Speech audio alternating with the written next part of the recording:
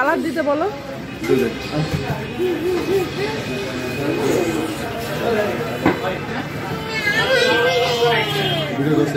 আসসালামু আলাইকুম এভরিওয়ান, চলে আসলাম নতুন আরও একটা রেসিপি নিয়ে। আমার আজকের রেসিপি বাটা মাছ দিয়ে মিক্সড সবজি দিয়ে রান্না। গরম গরম সাদা ভাতের সাথে বাটা মাছের এই তরকারিটা ভীষণ ভালো লাগে। তো আজকে আমি এই তরকারিটা খুব সহজভাবে রান্না করেছি, আপনারা যে কোনো সবজি দিয়েই রান্না করতে পারেন। আজকে আমি বাটা মাছটা রান্না করেছি বেগুন দিয়ে আর টমেটো দিয়ে। টমেটো কিন্তু এখন সারা বছরই পাওয়া যায়। তো চলুন আজকের রেসিপিটা শুরু করি।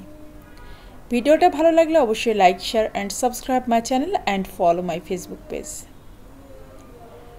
আজকের রেসিপিটা খুবই সহজ বাট খেতে দুর্দান্ত। চুলায় একটা কড়াই বসিয়ে দিয়েছি আর তাতে দিয়ে দিচ্ছি সরিষার তেল। এখানে আমি দিয়ে দিলাম 1.5 টেবিল চামচের মতো সরিষার তেল। আমি যেহেতু সরিষার তেল খাই তাই সরিষার তেলই দিচ্ছি। 3টা দেশি পেঁয়াজ আর 2টা ছোট ছোট দেশি রসুন আমি একসাথে পেস্ট করে নিয়েছি, আর সেই পেস্টটাই এখন দিয়ে দিলাম এই তেলের মধ্যে। এখন খুব সুন্দর করে এটাকে আমি কষিয়ে নেব, বেশ কিছুক্ষণ কষিয়ে নেব। সুন্দর একটা ঘ্রাণ যখন বের হবে তখন অন্য অন্য মশলা দিব। এতে করে পেঁয়াজ রসুনের কাঁচা গন্ধটা একদম থাকবে না। আমি আজকে সবজি নিয়েছি প্রায় 700 গ্রামের মতো, আর বাটা মাছও নিয়েছি 500 গ্রামের মতো। তো সেই অনুসারে সব মশলাগুলো দিয়ে দিচ্ছি। পেঁয়াজ আর রসুনটা খুব ভালো মতো কষিয়ে নিয়েছি, দেখেন উপর থেকে তেল উঠে এসেছে। তারপরে আমি এর মধ্যে একটুখানি পানি দিয়ে দিলাম। পানি দিয়ে আমি আবারও একটু নেড়ে চেড়ে মিশিয়ে নিচ্ছি। এরপরে এখানে আমি গুঁড়া মশলাগুলো অ্যাড করব। তো এখানে গুঁড়া মশলাগুলো আমি একসাথে ভিজিয়ে রেখেছিলাম যেন বাটা মশলার একটা ফ্লেভার পাওয়া যায়। এখানে আমি 1.5 চা চামচ মরিচের গুঁড়া, 1 চা চামচ হলুদের গুঁড়া, 1/2 চা চামচ জিরার গুঁড়া, 1/2 চা চামচ ধনিয়ার গুঁড়া একসাথে ভিজিয়ে রেখেছিলাম। বেশ আধা ঘন্টা আগে থেকে ভিজিয়ে রেখেছিলাম। এতে করে মশলাটা খুব সুন্দর মতো ভিজে যায় এবং বাটা মশলার একটা ফ্লেভার পাওয়া যায়। এখন দেখেন মশলাটা আবারও ভালো মতো কষিয়ে নেওয়ার পরে এর মধ্যে আমি দিয়ে দিলাম পানি। পানিটা আপনারা ঝোল যতটুকু রাখবেন সেই অনুসারে দিবেন। পানিটা ফুটে উঠেছে, এরপরে আমি এর মধ্যে দিয়ে দিলাম বেগুন। বেগুনটা ফুটন্ত ঝোলের মধ্যে দেওয়ার কারণ হচ্ছে বেগুনের কালারটা সুন্দর থাকে। এখানে আমি বেগুন দিয়েছি, কাঁচা টমেটো দিয়েছি, পাকা টমেটো দিয়েছি। এখন শীতকালের সব সবজি সারা বছরই পাওয়া যায়। ফুলকপি, পাতাকপি, টমেটো, বেগুন, শিম সারা বছরই পাওয়া যায়।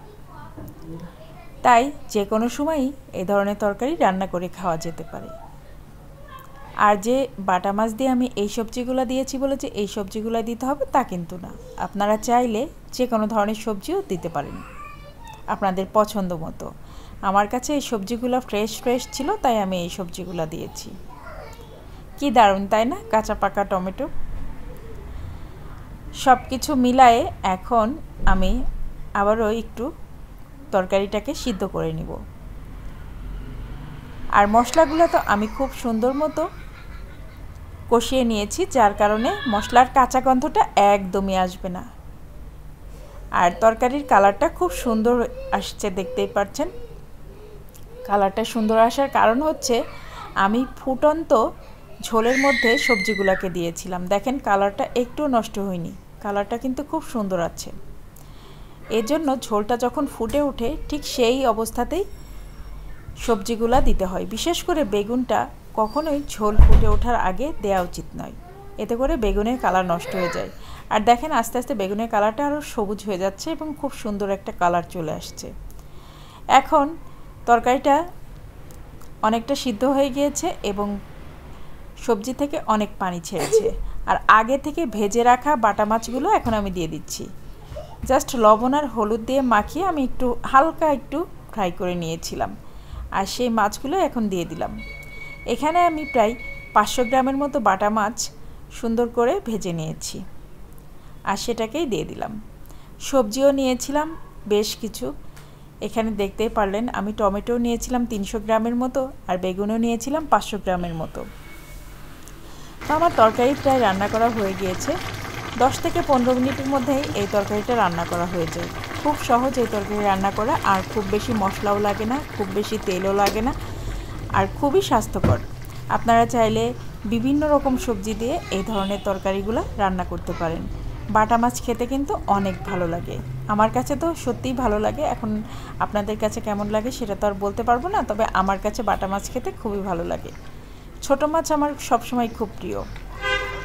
আর তরকারি কালারটাও সুন্দর এসেছে, খেতেও অসাধারণ হয়েছে। বাটা মাছ আমার বড় মেয়েটাও খুব পছন্দ করে, তো মাঝে মাঝে ওর জন্য আমি কিনে নিয়ে আসি বাটা মাছটা।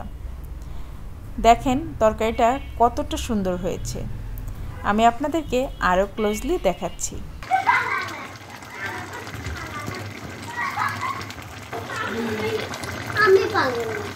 আর না পাগল, তাই না? আর না, এটা পাগল হয়ে গেছে।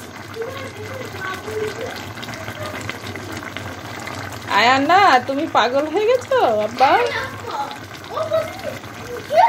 বাংলাদেশ আর হবে সোলো বাংলাদেশ।